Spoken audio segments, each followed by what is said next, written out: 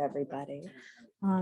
Hello, welcome. Thank you so much for joining us for tonight's event celebrating Carey Perloff's latest book, Pinter and Stoppard, A Director's View. Let's make some noise for Carey, please. We've long awaited to hold this event in person. I forgot to feature the book. Here it is, and a very beautiful cover design that they gave you as well. We've long awaited to hold this event in person, so I'm really glad it's happening, and I'm really glad that you folks are all here to join us for it. I'm Car Johnson. I'm the events coordinator for Green Apple Books, and I have just a little bit of business before we get to the fun part of the evening. First, I would be remiss if I didn't encourage you to check out our full event calendar on our website at greenapplebooks.com/event. I'm a little biased, but we do have a pretty great calendar and you are at one of the great events on our calendar tonight. So if you're interested in books, art, literary things, would highly recommend that you check that out on our website. We have a great season up ahead. I would also encourage you to please buy books if you are able. Please buy books from us if you are able to. If you've been here before, you've heard me say that when you buy books from us, not only do you support us as an independent bookstore, but you also support the author who put so much work into making this book. And then you get to have a book at the end of it, which might be the best part. So if you are able, I would encourage you to buy books for yourself and every loved one this evening. We also have many other books available. So without further ado, I'm going to go ahead and introduce the author that's joining us tonight. And Carey is incredibly accomplished. So I'm going to read an abbreviated version of her bio. I know. One sentence. I'll be a little less than brief then. Okay, Carey Perloff is a former artistic director of the American Conservatory Theater in San Francisco, which she led from 1992 to 2018. There, she staged over 100 productions of classical and contemporary plays, including 11 by Tom Stoppard, including 2 American premieres, and 6 by Harold Pinter, including 2 American premieres. Prior to ACT, Perloff ran New York's Classic Stage Company, and she has directed at theaters across the US and Canada. Her work has been widely produced as a playwright. Her publications include Beautiful Chaos, A Life in Theater, which, special to San Francisco, was awarded the One City, One Book, Big Read Award here. And her writing has been included in many places you can find online and in print. She's a contributor to many art and culture publications and a frequent lecturer at universities and nonprofits, and holds many other accolades that I won't share with you here tonight. But suffice it to say, I do not need to tell you, she's a very accomplished woman, and her book, Pinter and Stoppard, A Director's View, is the reason we're here tonight. So please join me in welcoming Carey Perloff. Okay, we'll make it very,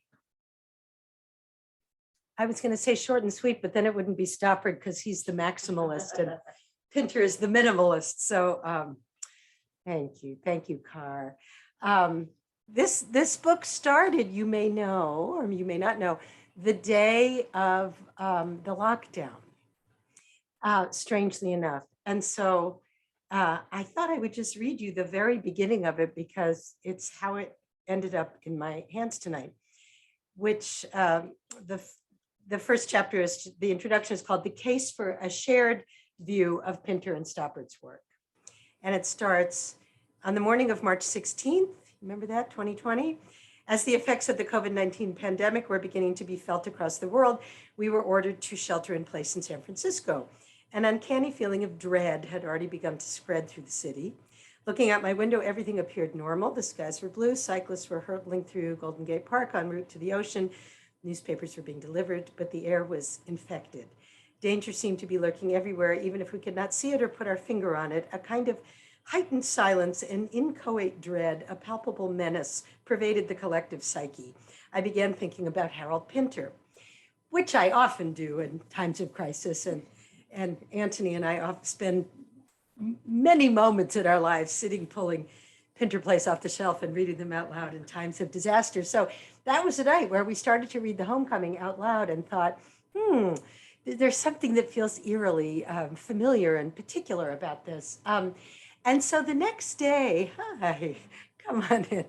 I did a sort of, I began a kind of archaeological excavation. Whoa, come on up here. Which is that when I left ACT, there were boxes and boxes from my office packed up. And I was directing out of town. And so they just dumped them all in my basement. And I hadn't opened these boxes in 2.5 years. And so I sort of had no idea what was in there, but I had a little instinct. And I started opening the boxes looking for my scripts of my many, many, many long collaborations with Pinter and Stoppard. And what I found was the beginnings of this book. Now, partly, as I say, I had to justify putting these two writers together because although they were sort of friends and played on the same cricket team briefly in England, they in many ways are very different writers, at least on the surface, right? So, Pinter is minimalist and all the plays take place in a room with 5 people, very, very choreographic and spare, quite violent, quite sexual, short. And Stoppard is the opposite. They are maximalist. They take place from India to, a landscape, a beautiful garden, to a Byronic universe, to Zurich between the wars, to wherever. They're long and verbose and funny in a very different way and much less violent than Pinter. Very, very different. So I started thinking, well, in what way do these playwrights live together? Could they live together in a book? And of course, the obvious thing is that they were my 2 favorite playwrights, so that had to count for something, but not that much.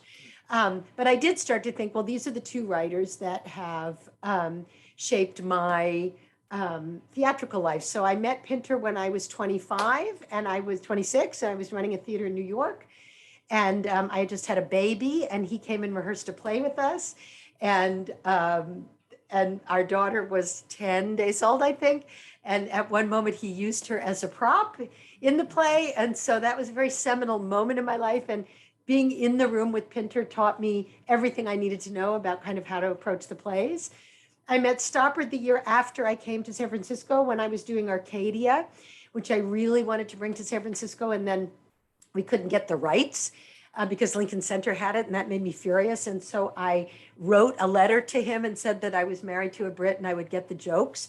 And that I was a classicist, which is how I trained, and that I would take it seriously. And I wanted him to give us the rights, and he did. And we started this epistolary relationship that was very funny because he writes great letters, and he still writes everything by hand. No computer still at age 83. And then I met him. And so for many, many, many years, we collaborated. I did 11 of his plays. And so I took a lot of notes all the time that we worked together, never thinking, oh, this will be useful, I'll write a book. So I had to go back and reconstruct many of the things that we did. And I kept ringing him up saying, is this your memory? So the book starts out as a kind of overview about these 2 writers and what I found particularly salient about them and how I learned to explore their work as a theater practitioner. It's not an academic book. It's not a scholarly study of these 2 writers. It's my journey. And I say that because it's quite a different approach than you would as a scholar. And then I really go inside the room. So I alternate chapters between Pinter and Stoppard where I talk about one or the other. But in order to frame those, I wanted to just share a little bit of something that became very important to me as I started working on this book, which is the fact that both Stoppard and Pinter were not only Jewish writers, but Jews who were Central European wartime, really. They had been children in the Second World War and had lived through enormous trauma themselves as a result of being Jewish in their respective universes. And I think that actually has an enormous impact on their writing. And the more I worked in it, the more obvious that became to me. And it was shocking to me this week. An excerpt of this book was published in American Theater Magazine, and they took the Jewish chapter. And then everybody wrote in saying, who knew? I never knew they were Jewish, over and over and over again. And it seemed so amazing to me. So, Pinter was raised in an Orthodox Jewish house. His grandparents were from Odessa, non-English speaking. His mother, Fanny Moskowitz, was a very cultured Jew. His father was a tailor. just, all the Jewish jokes that Goldberg says in The Birthday Party about turn around a minute, walk down the aisle, I used to be in the business. That's all Pinter's father and grandparents. And their love of language, their name changing, the whole Jewish thing about do you pass, do you not, how do you deal with anti-Semitism, how do you deal with violence, what is the knock on the door, all of these things are not abstract in the slightest in a Pinter play. They're all absolutely real. So I'll read you one little section. There's a long chapter about this, my sort of argument about why I think knowing that these writers were Jewish is a useful way in to their work. So I say Pinter's outsider status as a Jew in England was baked into his mindset early on. So was his relationship to violence and dislocation. Having been evacuated to Cornwall during what came to be called the Phony War in 1940, Pinter quickly returned to London, where he lived through the worst of the Blitz at the epicenter of the bombing and witnessed enormous destruction and loss. Nevertheless, he had not the slightest doubt that he needed and wanted to be with his family. Liz, you didn't also go to Clement Street, did you, my love? No, Oh, good. Okay. I've screwed up so many people. Hi. And the moving thing is that Pinter was sent away to Cornwall with all the children to get away from the bombing. And then, like a good Jewish boy, he couldn't stand being away from his mother. And he had to come back to Cornwall. And you don't know how funny that is for me, because he was so tough and terrifying when I met him. The idea that he was this child who had to come home to be with his mother in the Blitz, I thought was fantastic. And so he said, I write, there's always a sense in Pinter's childhood of belonging to a tightly knit tribe with its own rules, expectations, and ways of demonstrating affection. These rules of inclusion could sometimes be oppressive for an iconoclast like Pinter. Indeed, the theme of the Jewish son who was pilloried when he brings home someone outside the religion to meet the family would be vividly brought to life in The Homecoming. So you may remember we did The Homecoming, which is about Teddy, who brings home Ruth, the aptly named Ruth, and meets up with the family. As his childhood friends Henry Wolfe and Mick Goldstein attested, Pinter witnessed occasions when someone married outside the faith and was treated as if dead by their families from that point forward. Quote, in post-war Hackney, married between a Jewish boy and a shiksa was still the exception rather than the rule.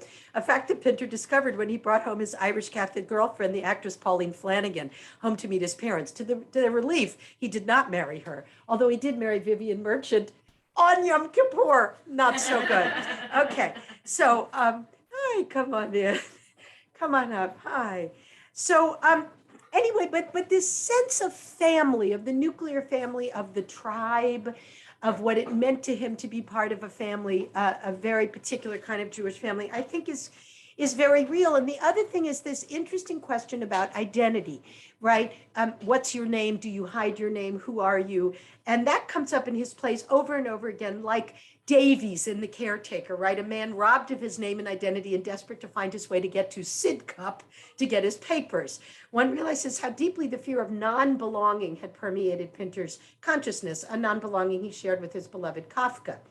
And Davies says, they prove who I am, my papers. I can't move without them papers. They tell you who I am, he says to Aston in despair, adding that the man who has got his papers has had them, it was in the war. It must be about 15 years ago. So the war and the loss of identity are intimately bound up in that period of time. And the sense of personal vulnerability as a Jew was always with Pinter. The past is always present, he was fond of saying. So, and what's so moving to me about Pinter is he stayed very close to his parents. And when he finally made money on The Caretaker, he said to his father, you have to stop being a tailor now, and sort of celebrated them his whole life and never left that behind. He did, however, change his name to David Barron, which was an even more Jewish name than Harold Pinter. So it wasn't about not being Jewish. And the only time he changed it back is when he was starring in The Homecoming. Is that right? Yeah, at playing Lenny. And the poster said, The Homecoming by Harold Pinter starring David Barron. And he thought, this is ridiculous. So then he went back to his name. There are many other things I try to tease out, but there's a sense of the sort of reverence of language as being the thing that keeps barbarity at bay that is very pungent in both Pinter and Stoppard, and very much their wartime experience. And also, of course, Jewish vaudeville and Jewish comedy is pervasive in his plays. Now, Stoppard is a different story, because Stoppard didn't quite know he was Jewish. I mean, he knew and didn't know. He was the child of a Jewish surgeon at the Bata shoe factory in Zlin, Czechoslovakia. So he was evacuated, not as a refugee, interestingly, but as his father, as an employee, was spirited out of Zlin in 1940. So Stoppard was 2.5. His brother was 4. And they left without their extended family. And the awful thing is they did get out. They went to the Bata shoe factory in Singapore where his father was killed by a Japanese gunboat. And then the mother took them to India, where he was raised. And here's what's so wild. His father was killed. He had no idea how his father died. He felt nothing when he learned about it because he didn't remember his father. And when I started to read about his childhood, what was so chilling and incredible to me, if I can find this, there's an amazing, let's see, here it is, quote, from his very first play. So the first play he ever wrote was Rosencrantz and Guildenstern Are Dead. He was 29 years old. And when people said, what is it about? He said, it's about to make me very rich. And it did make him very rich. It did make him very rich. And people thought it was just a comedy, but it's quite heartbreaking. And in the middle of it, Guildenstern, the real characters from Hamlet, they watch the player king kill himself. And he's going like this and stabbing himself, and he falls to the ground and there's fake blood. And Stoppard writes this thing, and this was a real clue to me about his childhood as a refugee and his dislocation about his own past. So I wrote, I've often wondered whether the feeling of emptiness and not knowing that pertains to Stoppard and his Jewish father was in the back of his mind when in his first play, his character Guildenstern watches the player try to enact death. He emphatically corrects him. No, you've got it all wrong. You can't act death, he says. The fact of it is nothing to do with seeing it happen. It's not gasps of blood and falling about. That isn't what makes it death. It's just a man failing to reappear. That's all. Now you see him, now you don't. That's the only thing that's real. Here 1 minute, gone the next, and never coming back. The mysterious disappearance of his father, and by extension of his whole personal history, and the cultural history of the Jews in the Second World War, would prove to be a crucial theme for Stoppard throughout his playwriting career. So was the notion of luck. After all, it was in some ways an act of luck that the Straussler family, that was his name, landed in England after his father's death. Just as in Rosencrantz and Guildenstern, it's luck that determines whether the coin lands in Heads and Tails, and a lucky accident in Travesties that maroons a group of famous artists safely in Zurich during the war. And so one of the things I started to tease out as I worked with Stoppard all those years, and that I think has to do with that childhood experience, was that the plays are always both very funny and filled with this sort of inchoate sense of loss. So if you remember Arcadia, his most beautiful play, there's a moment where Thomasina, the young girl, says to her tutor, "Oh, Septimus, can you bear it? All the lost plays of the Athenians, Euripides, Aeschylus, disappeared like dust," and he says, we travel as we, as we go, and we shed as we, we're carrying our history in our hands, and we shed as we go, and other people will pick it up in years later.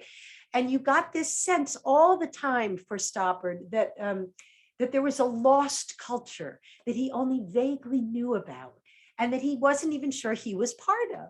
So then, weirdly enough and amazingly, much later in his life, so I met him in 1993-ish, 94, in his early 60s, and he had just met a relative for the first time from Prague, because he was part of the Prague Spring, and he kept going to meet with dissidents. And she put her wrist out, and she had walked through a glass door as a child, and Stoppard's father had stitched it. And he said that he touched that scar, and it was the only thing of his father's that he'd ever touched. And that all the grief of his life, all the grief he felt he owed, suddenly welled up in him. He'd gone through life saying what a charmed life he'd led, and suddenly he thought, what a terrible thing to say. What a charmed life I led. I was the lucky one. So he says to her, how Jewish were we? And she says, everyone in the family, maternal grandparents, paternal grandparents, all the cousins, everybody died in the camps, but everybody. And if you actually go to the Jewish cemetery now in Prague, and there's a wall of Czech Jews who were killed during the Holocaust, his family is there. But he didn't really know this. And his most recent play, which maybe hopefully we'll do in the Bay Area sometime and you'll get to see, is called Leopoldstadt, which is a play that is about a Viennese family that ironically is more like my family. My mother's a Viennese refugee and wrote a memoir that Tom really loved. So some of it is slightly based on that, but it's about a family and a young boy at the end that comes and has to confront his past. And I find it so moving that Stoppard is now at age 83, really reckoning with that and, open to thinking about what does that mean about his own history and about his own work. So I just saw him in England and I said, do you think I'm reading in too much? And he said, oh, Carey, one never knows, but I'll just tell you this little thing that's about that. I wrote, making order out of chaos is a worthy Stoppardian ambition. That's what he does, right? And once Stoppard began the search for his origins, he did it with a strong sense that the past, about which he has written so much, is not only worthy of exploration, but demands a certain leap of imagination. Then he writes, fiction is unrebuttable in a way that history isn't, he said recently when asked about his past. Turning the murky facts of his personal history into drama was a way of both wrestling with and acknowledging the unverifiability of his past. In the 1999 inaugural issue of Tina Brown's Talk magazine, he wrote an essay entitled On Turning Out to Be Jewish, which was the beginning of his public exploration of the fact, an exploration that has continued in a theatrical way through Rock and Roll, which we did, The Coast of Utopia, and Leopoldstadt. In the essay, he quotes his mother, who, when asked to write about her past, said, the move to England had been so sudden, unplanned, and drastic that I perhaps subconsciously decided the only thing to make it possible to live and truly settle down, I mean, the three of us, was to draw a blind over my whole past life and start, so to speak, from scratch. So it's quite remarkable that he has begun to wrestle with this and think about this. And in Leopoldstadt, he writes a character named Leonard Chamberlain, who is really him. And a woman in the play attacks this character and says, the fact that you don't know anything about your past is not an excuse, Leo. You knew you were Jewish. And he says, well, obviously I knew, but you don't understand. In England, it wasn't something you have to know or something people had to know about other people. And he sort of, and she says this wonderful thing. She says, you act as if you cast no shadow, but nobody starts their life at 8 years old. So I think it's very beautiful and very interesting. And as I worked through the plays, there were so many things that I found in them that was resonant of this. And that was sort of the beginning of my stitching the two of them together. The second thing is that they're both total autodidacts. So they never went to university, which is kind of amazing to think, since they're among the most brilliant people you could ever meet. And they stopped school at 17. So it's kind of fantastic and surprising.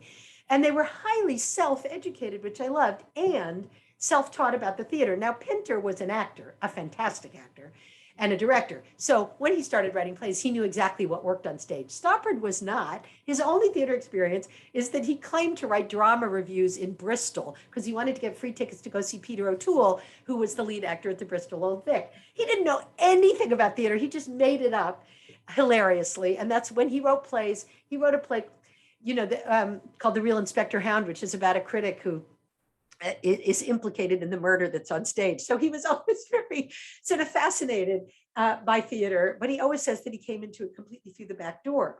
What he loved, though, is to sit in rehearsal, you will remember this, and watch people solve the problems of the play. And there was a lot to solve in Stoppard because, he would do things like in Night and Day, Ruth would go behind a couch and then pop up naked. And you'd think, in 30 seconds, how did that happen? And he'd say, you figure it out. He loved having people solve the plays. In Pinter, it looks really simple. And I'm just going to give you one example, but I write a whole chapter on The Birthday Party, which is the last play I did at ACT. And it's all about, it seems very simple, and it has these props that you have to detonate. So one of them is a newspaper, and there's a thug of a guy called McCann. And he sits there terrifyingly and rips newspaper into strips. And you think, what does this mean? And why is this man doing this, right? So it's Petey's newspaper, and Petey is the husband. And the whole play starts with Meg asking Petey to read the newspaper. So I write, the role of Petey's newspaper is even more complex than that of the drum. The drum is a really tough prop. The prop appears to be an ordinary English tabloid that Petey reads to Meg in the morning and leaves on the table. It's a very crucial part of Petey's identity because he's the one that goes out. Meg never goes out. And Meg and Petey's morning ritual revolves around it. So she says, you got your paper, even though he clearly has his paper. he affirms. And then she says, you read me out some nice bits yesterday. Will you tell me when you get to something good? He says yes. And then he reads her out these stupid things in the paper, and she's all excited and acts as if it's like, an amazing bit of news. So when we first were with Pinter in rehearsal, we said, why does Meg keep asking Petey to read her the paper? We thought it was something psychological, that we were supposed to understand it was a bad marriage, and that somehow, she felt alone, and so she needed to connect with him. And Pinter thought about the question. Pinter in rehearsal always thought about the question as if somebody else had written the play, always. He never thought it was a stupid question, he would think. And then he said, I believe Meg has forgotten how to read. Which is such a fabulous note, because that's something an actor can play, right? Meg is an innocent. What he meant is she always forgets everything, and therefore life is always new to Meg. So Judy Ivey, who played Meg, or Jean Stapleton, who played her in my first production, that was such a great note, because it didn't mean he had to play a bad marriage. She could be excited by everything all the time. The world was always fresh, because you couldn't remember what happened. And when the horrible tragedy of the party happens the next morning, she's fine because she doesn't remember it. And so Jean loved that note. So the thing about the newspaper that was very important is that it belonged to Petey, and it was very precious to Petey. So at the top of the second act, this thug, McCann, who's very scary, starts to tear it up. And I describe it. McCann sits at the table, he picks up Petey's innocuous paper, and he slowly begins ripping it into absolutely symmetrical strips. This strange notion is one of the most unnerving events one will ever experience on stage. The stage directions say, McCann is sitting at the table tearing a sheet of newspaper into 5 equal strips. What does this imply? As Irving Wardle perceptively commented in his review of The Birthday Party, the device is an extreme example of the playwright's habit of introducing an intrinsically theatrical idea and letting it find its own road back towards common sense. In other words, we don't have to figure out what McCann's newspaper Lotsie means intellectually, because as we watch this hulking killer ripping the newspaper into strips, it feels as if someone is being gutted. So the director and the designer have to construct it. Well, the problem is newspapers don't rip that way. And so one of the things you learn about Pinter is his plays are full of magic tricks. So you have to take the newspaper. It has to be the right newspaper. It has to be the kind of newspaper that's pressed vertically. Then you have to score it, so you can't see it, but it will tear. Like one time in New York, we used the Village Voice, and it just shredded because it doesn't work at all. And then you have to make it sound. Well, the problem is, so this worked in New York because we did it at CSC. It was a tiny theater. At the Gary, 1,000 seats. Past row G, you couldn't hear a thing. The first preview, I was devastated because it has to happen in the dark, right? The lights go to black and you hear McCann ripping the paper. Nothing happened. The audience wasn't scared. They couldn't hear anything. Darren West, he says, I have it. So the next day in rehearsal, he brings a mic and he threads the mic through and puts it on Marco Baricelli's wrist and tapes it on. And then, right? And so Marco's wearing this thing and you can't see it all, but the lights go to black and then he starts to tear it and the mic picks up the sound and it's like it goes right through your body. It's horrifying. And the whole audience is screaming. By the time the second act started, you thought, okay, that worked. And all the magic tricks in the play are like that. And the most moving thing, if you can make the strips even, is the last moment. Petey puts them, he folds them up and puts them away so that Meg doesn't know that Stanley has been taken away. And in the end, he doesn't know how to tell her, and he just opens the paper, and the newspaper strips fall to the ground like feathers, you know. And you think that's Pinter's genius, but it's not easy, right? So what I learned from Pinter, and I write a lot about this in the book, is theater is very DIY. It's not intellectual. It's like, so whoever has the best idea in the room solves the problem. And often it's the stage manager. So recently for this book, I taught a class at Columbia for Anne Bogart. And the people who got the book best were all the stage management students. They were like, oh yes. And you have to change the drum head in Act 2 so he can step through it, right? I said, that's right. So there's a big chunk about that. The Stoppard passages are somewhat different, and I won't read them to you now, but because the thing that was so amazing to me about working with Stoppard is that he would rewrite the plays if you needed something explained or if he didn't think that something worked. So we did Indian Ink in 1998, the American premiere, the year he won his Oscar for Shakespeare in Love, and we had a fantastic time, but we were never really happy with the ending. It's a very beautiful play about an English poet who has a relationship with an Indian painter, but she has a relationship with a lot of other people in the play too, and you're never quite sure who it is that she slept with.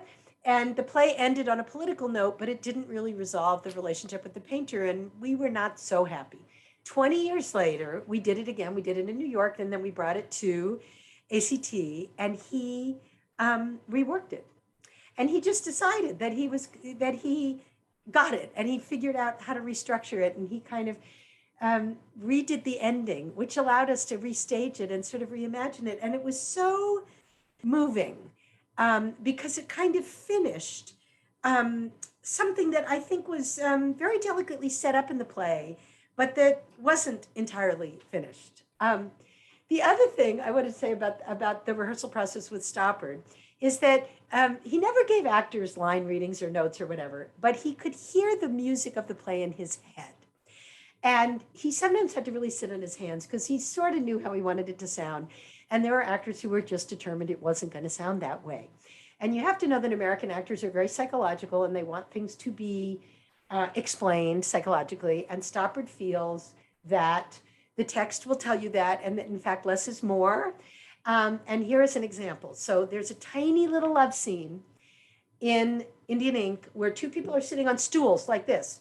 And one is Flora Crew, the poet whom everyone is in love with. And one is this English young lieutenant who's in love with her. And this is how the scene goes. He's called Durrance, and he says, Flora. She says, no.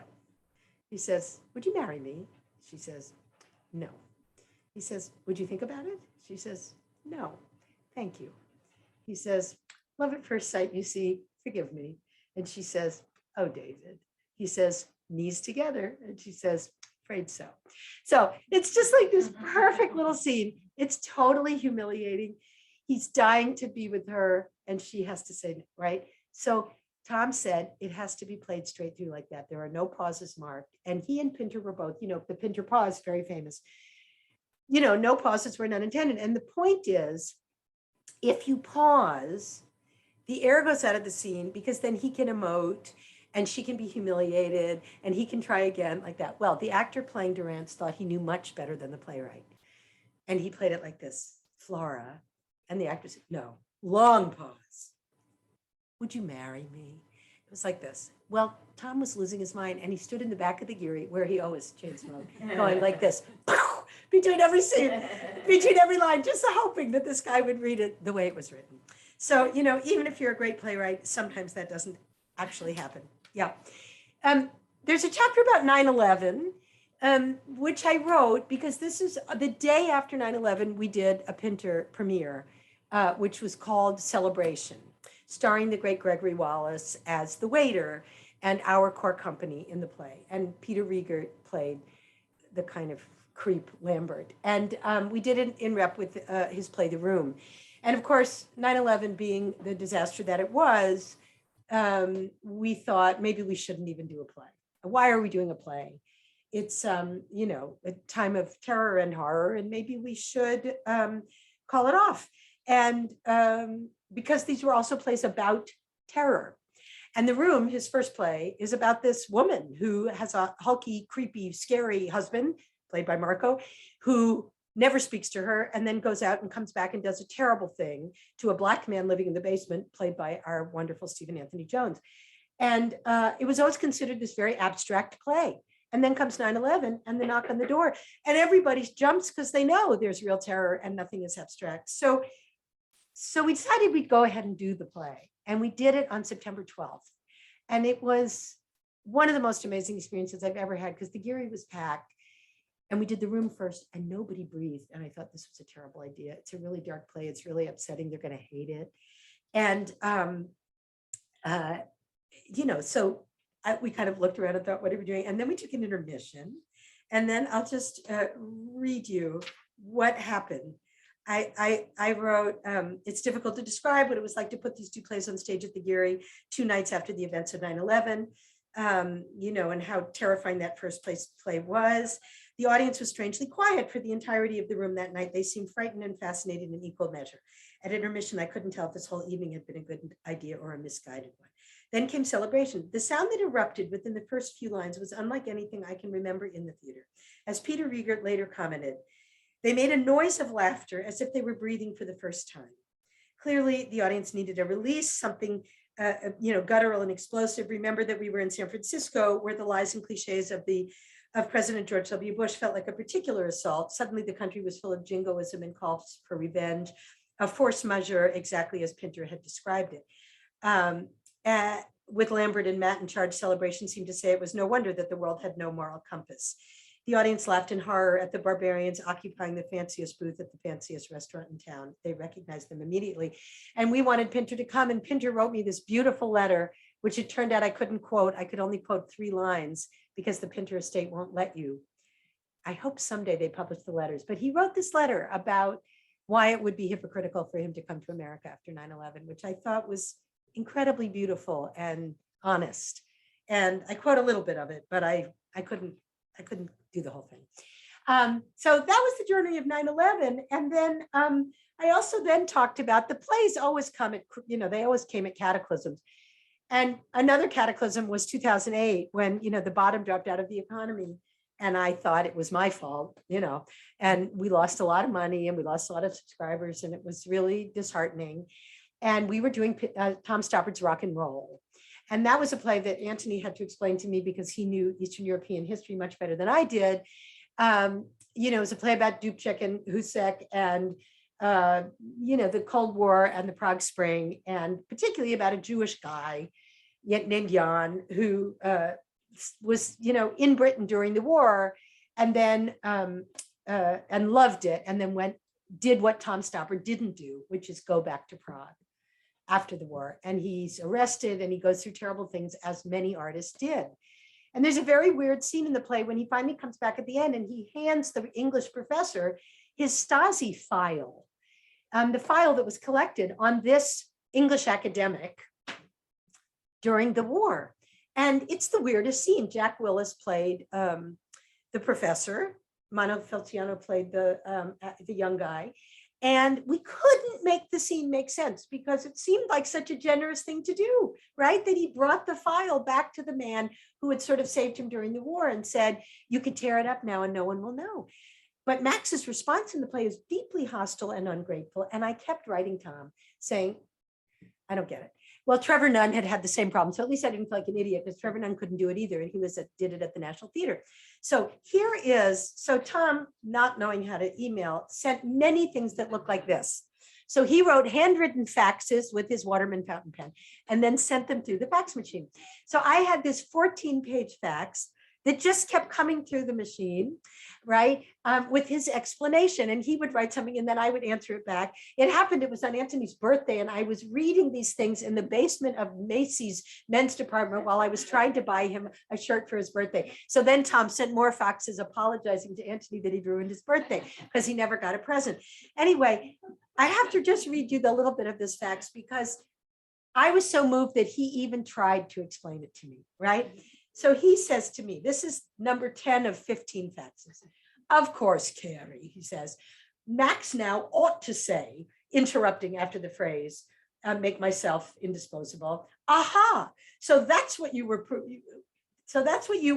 pretending to, that's why you were pretending to be what you were not. Just as I said you were when we were both back in Act 1. Instead, he says, is there a point to all this? And Jan could say, yes, that's why I've come mostly to confess and to ask your forgiveness. And then Max could say, thank you for telling me. Now we have closure. Yes, especially since my file was burned. So I should have kept quiet about that. And then manly tears on both sides. What can I tell you? And he says, one thing I can tell you. In the final moments of that English Vietnam film, was it called The Killing Fields? The English journalist meets again the Vietnamese interpreter, you remember this, who served him. And it goes, will you forgive me? There's nothing to forgive. Manly tears. I thought that was utterly trite and unnecessary, says Tom, and lowered a good movie to the usual dreck.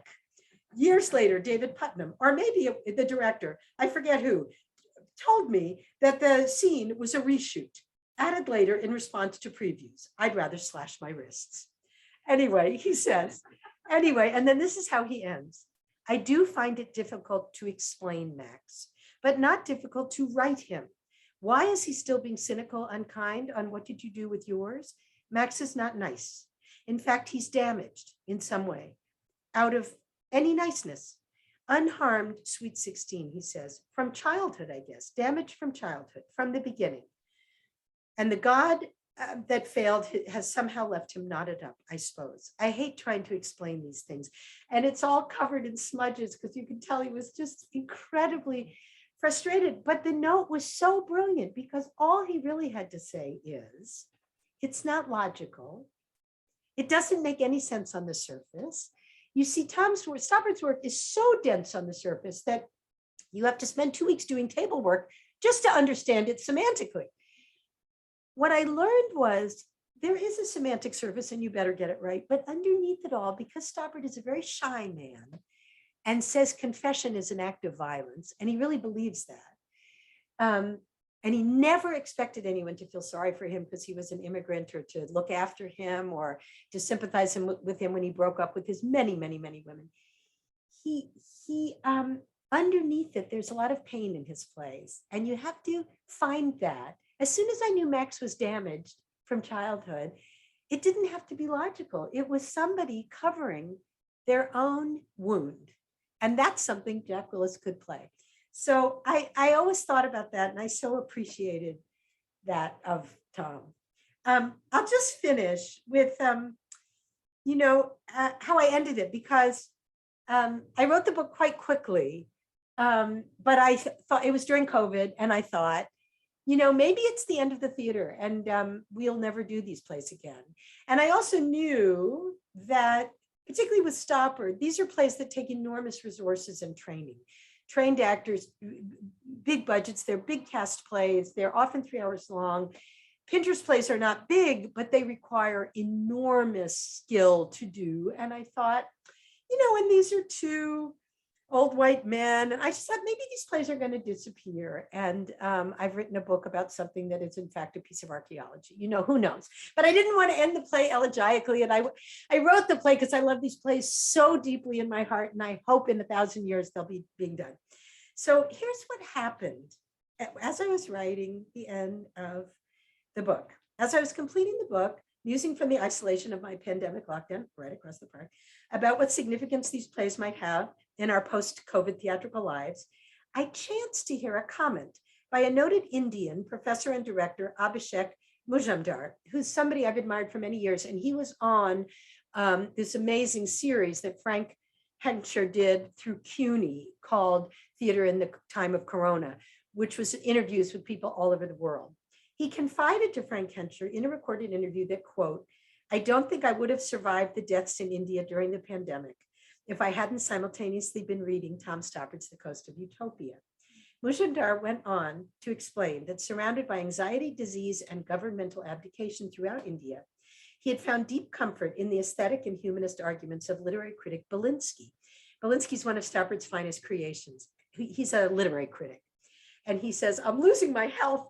I'm making enemies all over the shop," he exclaims, "because I believe literature alone can even now redeem our honor, even now in words alone that have ducked and dodged their way past the censor.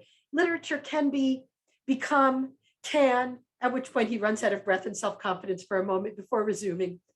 Art has the right to be useless, an end in itself for its own sake. It only has to be true. Not true to the facts, not true to appearances, but true to the innermost doll, where genius and nature are the same stuff. That's what makes an artist moral." It seemed so fitting to me that those passionate and sputtering words put by Tom Stoppard into the mouth of an idealistic Russian critic in the 1830s could save a contemporary Indian artist from despair during a global pandemic in the 21st century. What more could a playwright ask for? So that's the end of the book.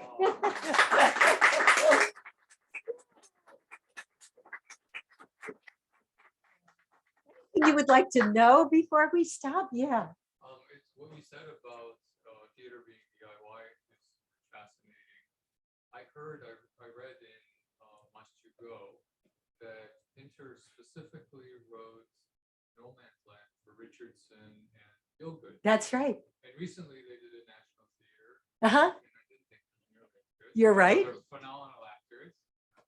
So how do you do DIY when the playwright basically decided, I want to write a play for these two greatest actors? Yeah, that yeah, are yeah. my contemporaries, and then decided, it's going to be No Man's Land. So how do you adapt something like I that mean, to that's someone such a that great can't? question. And, I don't think many writers have muses. I mean, certainly the women in Pinter were Vivian Merchant, almost always in the early years, and the women in Stoppard in the middle years were Felicity Kendall. So it helps to have a voice in your head so that what you write is not abstract. And I don't think there is a playwright out there who doesn't, in a way, think, who is my ideal? Not because that's the only way to do it at all, but because the sound of that voice will give you the framework. Now, you're particularly right about No Man's Land, the one that slipped away from me. I'm hoping that I'll get to do it at the Stratford Festival next year. I'm hoping, because I love it so much, but it's the weirdest play. It's about, if you don't know, it's about these two old guys, and one of them's a poet and the other one is a wealthy guy, and the poet crashes the other one's house, comes in, and you don't know whether they've actually known each other all their lives or not. And they keep saying, good war. Did you have a good war? Yes, very good. Thank you. And you?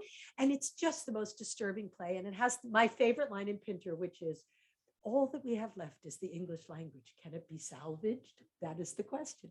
So he knew they would sculpt that language in a way that would make you believe that it was a poet speaking. It doesn't mean, so it helps to know who first played it. It doesn't mean it needs to be done that way. What it means is you have to understand what I call the rules of play. And that's a whole other thing that I talk about in the book. So if for example, do you remember The Real Thing? Do you remember that Stoppard play, The Real Thing?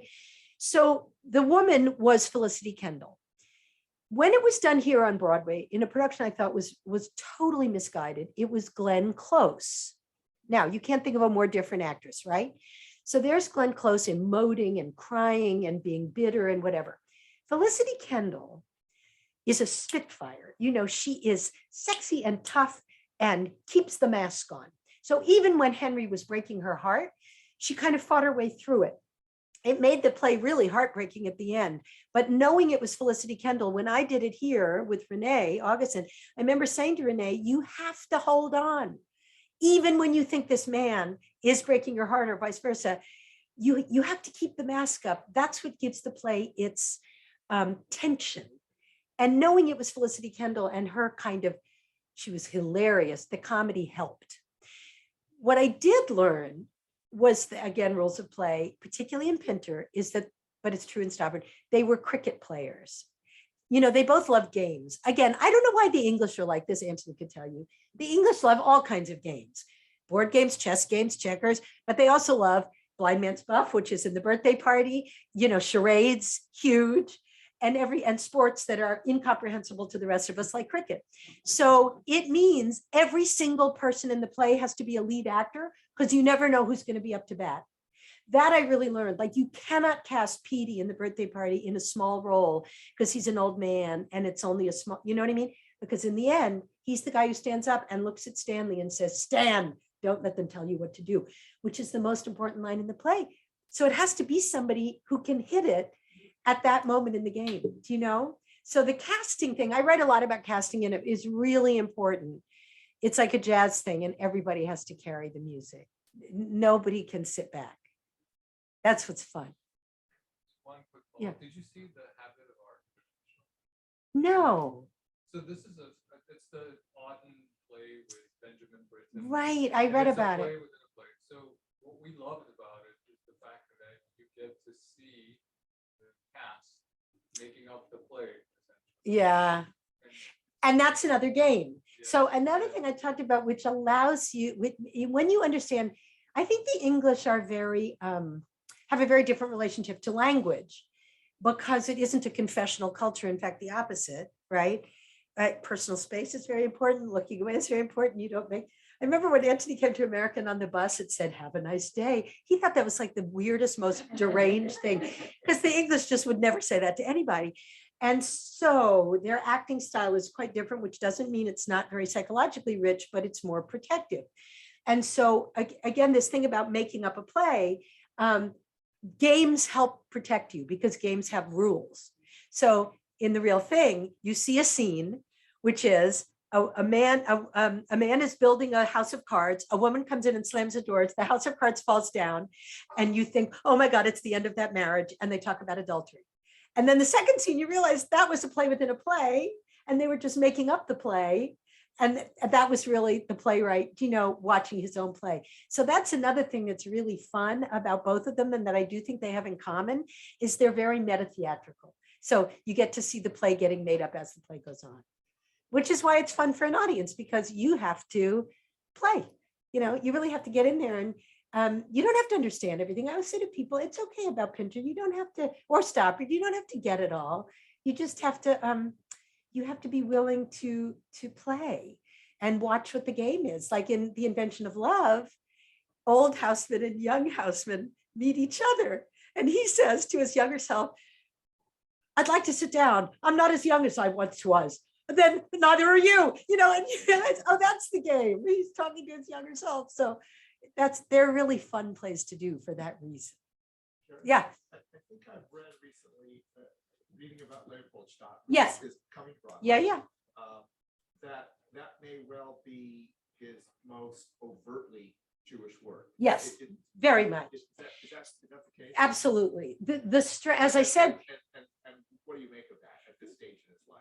I think it's amazing. I mean, I had very weird feelings reading it because, so I met him in 93 when he was just beginning to explore his Jewish past.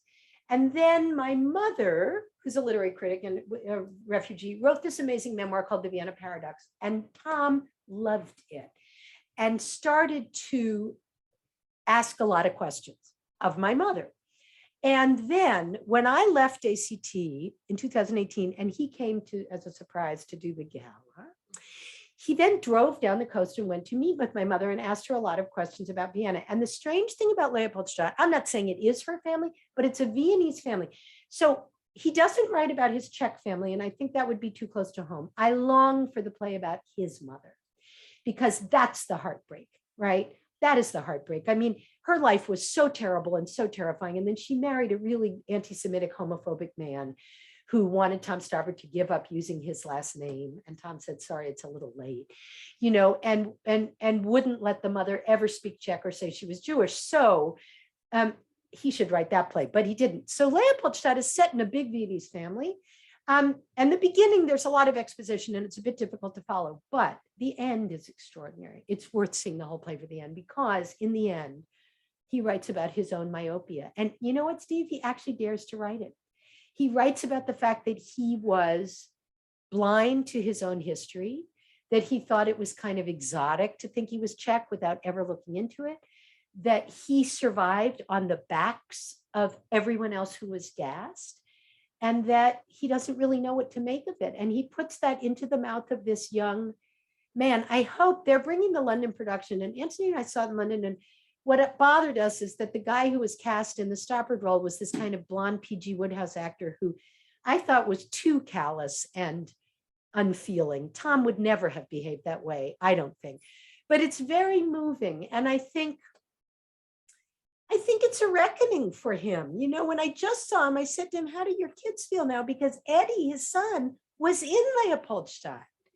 And by the way, is the child of Miriam Stoppard, who was raised an Orthodox Jew, and her parents lived on their estate as Eddie was growing up and had a mezuzah on the door. I mean, it's all very mysterious, but he is thinking about it and reckoning with it, and reading a lot. We shared a lot of books as I wrote it. And I said to him, "Do you mind my writing this?" Because I won't. But Hermione Lee had already done it beautifully in the biography. So I didn't feel I was doing something that was a cheat. And so I think he needed to write that play. But, he'd been thinking about it since Leopoldstadt, really. Since our rock and roll, because Jan is gay. And when he gets interrogated, right away, the first thing that comes out is the Jewish thing. So I think it's all in there. And I'm curious. He's trying to write something else now. And I gave him one thought, because I would like to try and write it, but I couldn't, which is a scene from Daniel Deronda where the son finds out who his mother really was. That's George Eliot's Jewish play, Jewish novel. So I don't know, we'll see, but it's definitely a thought. Okay, thank you all. You're so great to be here. If you want a book, I'll sign it for you. Or even not, I'll sign it right here. We'll go up there, or Car, what should we do? Yay. For organizing this, Car. My absolute